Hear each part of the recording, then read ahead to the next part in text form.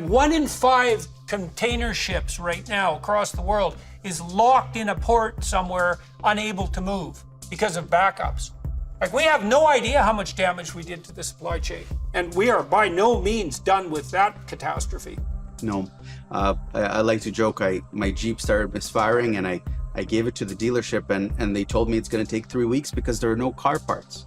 So there's no car parts, not because we printed so much money, but because we simply stopped the supply chain in its tracks. But there's another reason for all of this. And I think that that's the tragedy of the labor market. That is the remarkable, unprecedented catastrophe in our labor market. Canadians have already suffered from low productivity before the pandemic. But what I'm seeing right now, and speaking to many Canadians and small businesses and medium businesses of all sizes, is that there's a remarkable shortage of labor. And even though it appears as if we're back to almost full employment, we're just north of 5% unemployment, which seems good, but productivity has not come back. People are working less. People are not, some continue to work remotely, so productivity is down.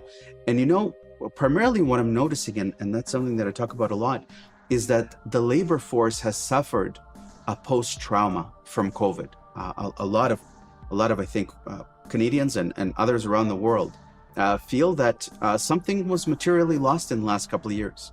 They're losing faith in institutions. They're estranged from their family. They're seeing erosion of their democracy. Nothing's fun anymore. And so that, of course, translates itself into productivity.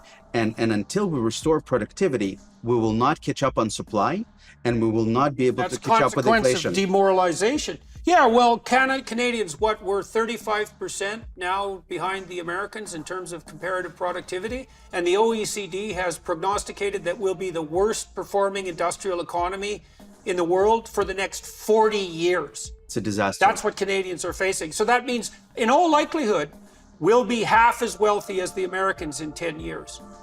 That's what it looks like now. When we could be we could be wealthier and more prosperous than any nation on earth with reasonable policy.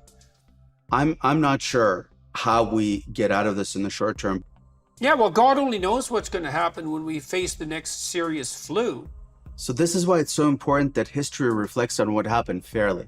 I think it's very important that history regards this episode fairly, because Canadians, Americans, people all over the world, in the free world, have been subjected to unprecedented government tactics, right? The censorship, the segregation, the psychological manipulation.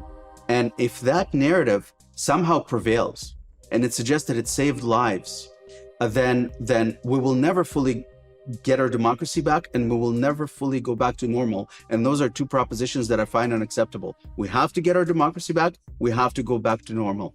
We should have the courage to address it professionally and objectively. I'm glad that many of the conservative candidates are coming around on this question of democracy. Now we're seeing all the other camps coming around to our democracy message. And so that is certainly something that I was very much hopeful for and grateful for, that we get to push.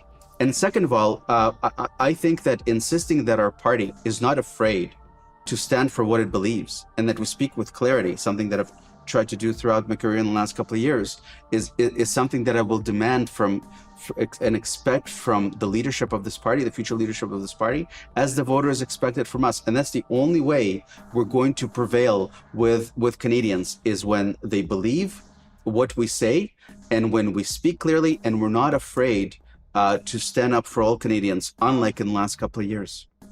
I don't see myself as a victim of the cancel culture or mob. On the contrary, I saw what transpired as a remarkable blessing. I came to Canada when I was 15. We didn't have a cent to our name, and I've had every blessing this country had to offer. And I would encourage Canadians not to give up on Canada. I've always felt that this is the best country in the world, because all you need to do to succeed in Canada is work hard and be nice to people. And if you just do those two things, then everything will be okay, and we get to do that and still keep our religious and cultural values, and we get to be ourselves.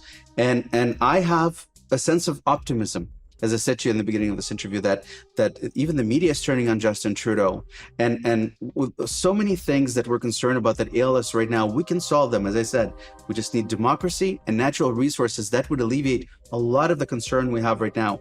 As soon as government extricates itself out of our lives, we're going to breathe a sigh of relief.